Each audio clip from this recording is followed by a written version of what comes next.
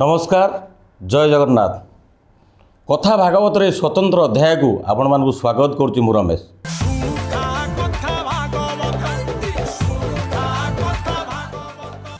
आज आम गहन रे एमिति जने प्रवचक अछंती सी बहुत ख्यातनामा प्रवचक से तांको प्रवचन माध्यम रे लोक मानकु उचित रास्ता देखांती दिग्दर्शन दियंती प्रवचन दौ दौ एमिति दिधाड़ी कथा सी कहि देइछंती सी विवाद घेर रे छंदी ही पड़िछंती।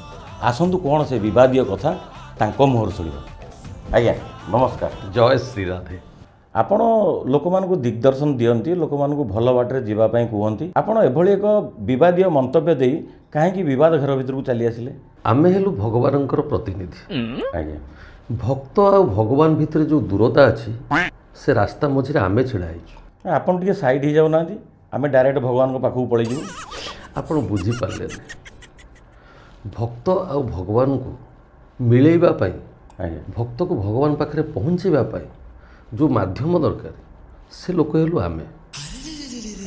भक्त केमिति भगवत चेतना पाई परिबो भगवत चिंता करि परिबो भगवत रे लीन होई परिबो से काम हला हमर।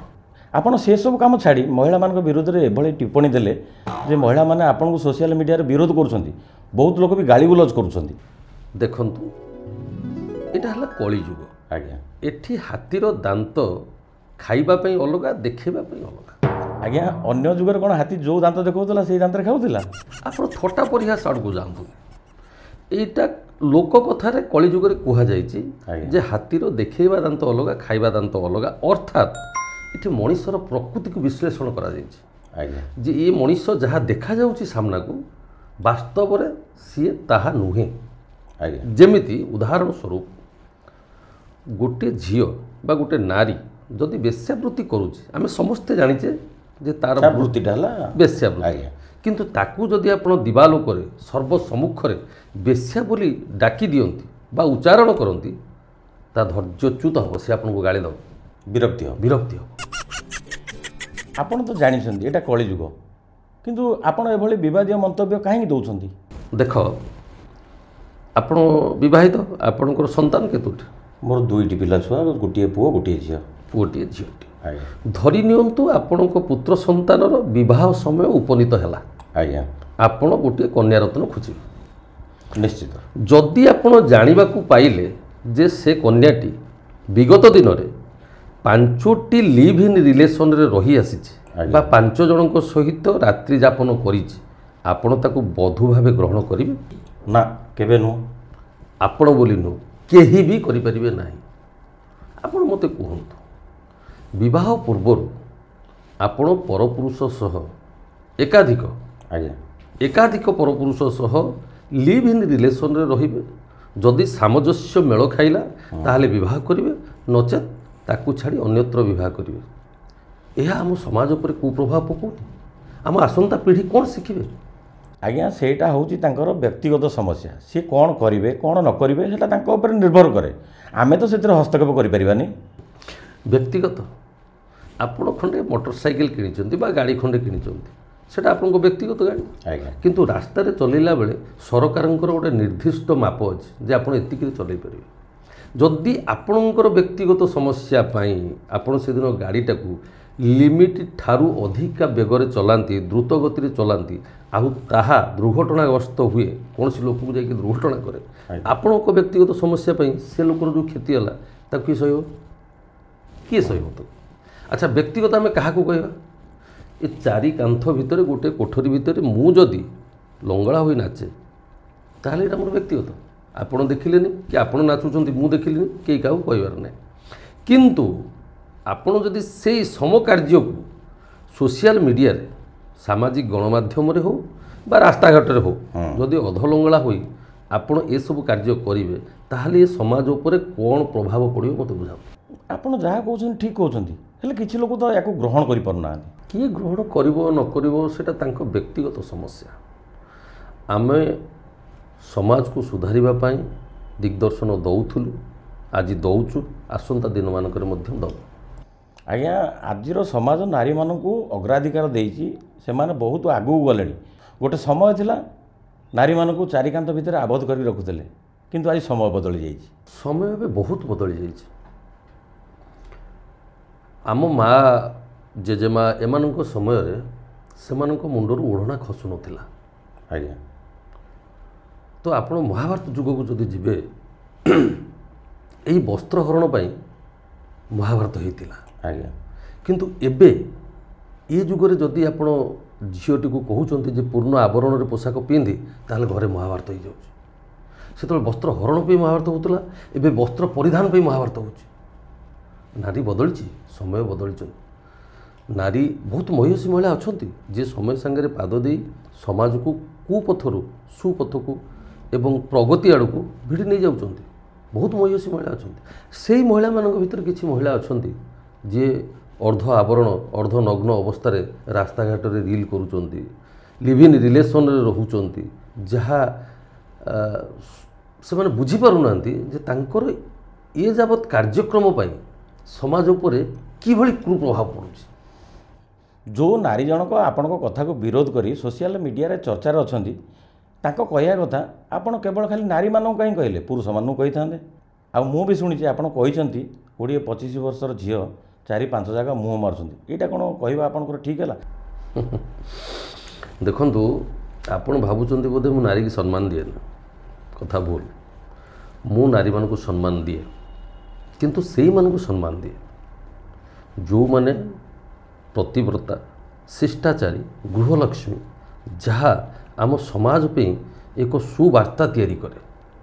ବୁଝିପାରୁଛନ୍ତି? କିନ୍ତୁ ଯେଉଁମାନେ ବ୍ୟଭିଚାରିଣୀ, ଭ୍ରଷ୍ଟାଚାରୀ, ସ୍ୱଳ୍ପ ବସ୍ତ୍ର ପରିହାରୀ, ସେମାନଙ୍କୁ ମୁଁ ଜମା ସମ୍ମାନ କରେ ନାହିଁ। ବାକି ରହିଲା ଯେଉଁ ପୁରୁଷଙ୍କ କଥା କହୁଛନ୍ତି ଆପଣ, ଆଜ୍ଞା ପୁରୁଷଙ୍କ କଥା ଆଦି କାଳରୁ ଲେଖା ଅଛି। ଯେମିତି ଆପଣ ରାମାୟଣ କଥା ଧରନ୍ତୁ। ରାମାୟଣରେ ରାବଣରାଜ କ'ଣ କଲେ? ସୀତାମାତାଙ୍କୁ ହରଣ କରିନେଲେ, ନେଇ ଲଙ୍କା କଟକର ଅଶୋକ ବାଟିକାରେ ରଖିଲେ ଏବଂ ବିଭିନ୍ନ ପ୍ରକାରର ପ୍ରଲୋଭନ ତାଙ୍କୁ ଦେଖେଇଲେ ନିଜର କରିବା ପାଇଁ। ଏମିତିକି ସୁନାର ଲଙ୍କା ମାତା ସୀତାଙ୍କ ପାଖରେ ଥୁଆ ହେଇଥିଲା, କିନ୍ତୁ ମାତା ସୀତା ସେସବୁକୁ ଦେଖିକି ରାବଣକୁ ଆପଣେଇଥିଲେ କି? ନା। କାହାକୁ ଆପଣେଇଥିଲେ? ପ୍ରଭୁ ଶ୍ରୀରାମଙ୍କର ବନବାସକୁ ଆପଣେଇ ନେଇଥିଲେ, ସୁନାର ଲଙ୍କାକୁ ତୁଚ୍ଛ କରିଥିଲେ। କିନ୍ତୁ ଆଜି ଦିନରେ ଯଦି ଆପଣ ଗୋଟେ ସୁନା କାନଫୁଲଟେ କେଉଁ ଝିଅକୁ ଦେଖାଉଛନ୍ତି, ସେ ଟାଣି ହେଇଯିବେ ଆଜ୍ଞା ସେପଟକୁ। ଆପଣ ତ ସବୁ ବୁଝୁଛନ୍ତି। ସେଇଟା ଆଜ୍ଞା ତ୍ରେତୟା ଯୁଗର କଥା ଥିଲା। ଆପଣ ଆଜିର ନାରୀକି ମାତା ସୀତାଙ୍କ ସାଙ୍ଗରେ କାହିଁକି ତୁଳନା କରୁଛନ୍ତି? କାହିଁକି ତୁଳନା ହେବେନି? ଯଦି ଗୋଟେ କନ୍ୟାକୁ ପ୍ରଭୁ ଶ୍ରୀରାମଚନ୍ଦ୍ରଙ୍କ ଭଳି ମର୍ଯ୍ୟାଦା ପୁରୁଷଟି ଦରକାର ବର ହିସାବରେ, ତାହେଲେ ତାକୁ ନିଜକୁ ମାତା ସୀତାଙ୍କ ପରି ଗଢ଼ି ତୋଳିବାକୁ ହେବ। ଯଦି ମୁଁ ସତ୍ୟବାନ ନୁହେଁ ତାହେଲେ ମୁଁ ସାବିତ୍ରୀ କାହିଁ ଖୋଜିବି? ଏକ୍ଜାକ୍ଟଲି। ତେଣୁ ଆଜିର ସମାଜ ପାଇଁ, ସୁସ୍ଥ ସମାଜ ଗଠନ ପାଇଁ ଆମକୁ ମର୍ଯ୍ୟାଦା ପୁରୁଷୋତ୍ତମ ଭଳି ଜୀବନଚର୍ଯ୍ୟା ପୁରୁଷମାନଙ୍କୁ କରିବାକୁ ପଡ଼ିବ, ନାରୀମାନଙ୍କୁ ବି ମାତା ସୀତାଙ୍କ ଭଳି ଜୀବନଚର୍ଯ୍ୟା କରିବାକୁ ପଡ଼ିବ। କି ତା ମାନେ ନୁହେଁ ତମେ ଅର୍ଦ୍ଧନଙ୍ଗଳା ହୋଇ ସୋସିଆଲ ମିଡ଼ିଆରେ ନିଜର ଅଙ୍ଗ ପ୍ରଦର୍ଶନ କରି କିଛି ପଇସା କମାଇବା ଆଶାରେ ବା କିଛି ଯୁବପିଢ଼ିଙ୍କୁ ନିଜ ଆଡ଼କୁ ଆକର୍ଷିତ କରିବା ଆଶାରେ ଏଗୁଡ଼ାକ କରିବା ଉଚିତ ନୁହେଁ। ସେମାନେ କହୁଛନ୍ତି ଯେ ଲୋକମାନେ ଦେଖୁଛନ୍ତି ବୋଲି ସେମାନେ ଦେଖାଉଛନ୍ତି। ତାକୁ ଆପଣ ଓଲଟେଇ ଦିଅନ୍ତୁ, ତମେ ଦେଖାଉଛ ବୋଲି ଆମେ ଦେଖୁଛୁ। ଯଦି ଲୋକମାନେ ସେୟା କୁହନ୍ତି ଯେ ତମେ ଦେଖାଉଛ ସୋସିଆଲ ମିଡ଼ିଆରେ ବୋଲି ଆମେ ଦେଖୁଛୁ, ଆପଣ ନିଜେ ଭାବନ୍ତୁ। ଗୋଟେ ଡାକ୍ତରୀ ଛାତ୍ର, ଆପଣଙ୍କ ସାନ ଭାଇ, ସେ ପାଠ ପଢ଼ୁଛି, ହଠାତ୍ ଗୋଟେ ସୋସିଆଲ ମିଡ଼ିଆରେ କ'ଣଟା ଆସିଲା, ଆଉ ଆଜିକାଲି ତ ସବୁ ଆକ୍ଟିଭ୍, ଆଜ୍ଞା ବିପ୍ ହେବ, ଟୁ ଟୁ ଶବ୍ଦ ହେବ, ସେ ଦେଖିଦେଲା। ସେ ଦେଖିଲା ବେଳକୁ ସେଠି ସେ ଜଣେ ସୁନ୍ଦରୀ ଯୁବତୀ ଅର୍ଦ୍ଧନଗ୍ନ ଅବସ୍ଥାରେ କିଛି ଗୋଟେ ସେ ଯେଉଁ ରିଲ୍ ଫିଲ୍ ଆକ୍ଟିଭିଟିସ୍ ତାର କରିଛନ୍ତି। ଆଜ୍ଞା ସିଏ ଯେଉଁ ପାଠରେ ବ୍ୟସ୍ତ ଥିଲା, ଇଏ ଚିତ୍ରଟି ଦେଖିଲା ପରେ ତା ମାନସିକ ସ୍ଥିତି କ'ଣ ହେବ? ଡାଇଭର୍ଟ ହେବ ନିଶ୍ଚିତ ଭାବରେ ହେବ। ତ ଏସବୁ କଥାକୁ ମୁଁ ବିରୋଧ କରିଛି। ଆଜ୍ଞା ଲିଭ୍ ଇନ୍ ରିଲେସନ୍ କଥାଟାକୁ ମୁଁ କାହିଁକି ବିରୋଧ କରୁଛି ନା, ଯଦି ଆମେ ସୁସ୍ଥ ସମାଜ ଗଠନ କରିବା ପାଇଁ ଚାହୁଁଛେ ତାହେଲେ ଆମକୁ ସୁସ୍ଥ ଜୀବନଚର୍ଯ୍ୟା ତିଆରି କରିବାକୁ ପଡ଼ିବ। ଆଜ୍ଞା ଯଦି ଗୋଟେ ପୁରୁଷ ବା ଜଣେ ନାରୀ ବିବାହ ପୂର୍ବରୁ ମୋର ଅନ୍ତର ଆପଣଙ୍କ ସହ ମିଶୁଛି ନା ନାହିଁ, ମୋର ଜୀବନଚର୍ଯ୍ୟା ଆପଣଙ୍କ ସହିତ ମେଳ ଖାଉଛି କି ନାହିଁ, ଆମେ ଏକାଠି ରହିବା 6 ମାସ ବର୍ଷେ, ଏକ ଶଯ୍ୟାରେ ଶୟନ କରିବା, ଏକ ପାତ୍ରରେ ଭୋଜନ କରିବା, ତାପରେ ମନ ମିଳିଲା ନାହିଁ ଆପଣ ଅଲଗା ହେଇଯିବେ, ମୁଁ ଅଲଗା ହେଇଯିବି, ଏହା କେତେ ଦୂର ଠିକ୍? ଏହା ଭାରତୀୟ ନାରୀ ହିନ୍ଦୁ ନାରୀର କର୍ତ୍ତବ୍ୟ ନୁହେଁ, ବିଲକୁଲ ନୁହେଁ। ହିନ୍ଦୁ ପୁରୁଷର ବି ଏ କାମ ନୁହେଁ।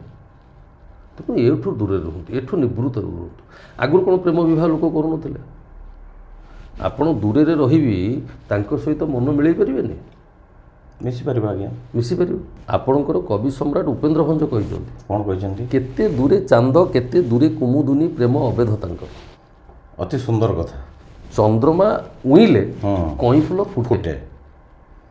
ଏତେ ଦୂରରେ ଯଦି ପ୍ରେମ ହେଇପାରୁଛି, ତମର ଗୋଟାଏ ଖଟ କ'ଣ ଦରକାର ଜାଣିବା ପାଇଁ? ଠିକ୍ କଥା କହିଛନ୍ତି ଆପଣ। ବୁଝୁଛନ୍ତି ତ? ତେଣୁ ମୁଁ ଭୁଲ କହିନି, ସେମାନେ ଭୁଲ ବୁଝିଛନ୍ତି। ଶୁଣିଲେ ତ ଦର୍ଶକ ବନ୍ଧୁ ଆମ ପ୍ରବଚକ ମହୋଦୟଙ୍କ କଥା। ସେ ଖୁବ୍ ସୁନ୍ଦର କଥା କହିଲେ, ମୋ ମନକୁ ପାଇଲା, ଆପଣମାନଙ୍କ ମନକୁ ନିଶ୍ଚିତ ପାଇବ ବୋଲି ମୋର ଆଶା। ଆଜିକାଲି ସୁସ୍ଥ ସମାଜ ଗଠନ କରିବାକୁ ହେଲେ ପୋଷାକରେ ପରିବର୍ତ୍ତନ ଦରକାର, ଭାଷାରେ ପରିବର୍ତ୍ତନ ଦରକାର। ତ ଦର୍ଶକ ବନ୍ଧୁ ଆଜି ତ ସମୟ ହୋଇଯାଇଛି, ଆଉ ଏକ ଅଧ୍ୟାୟରେ ଆପଣଙ୍କ ସାଙ୍ଗରେ ଦେଖା ହେବ। ବିଦାୟ ଦିଅନ୍ତୁ, ରହିଲି। ଜୟ ଜଗନ୍ନାଥ।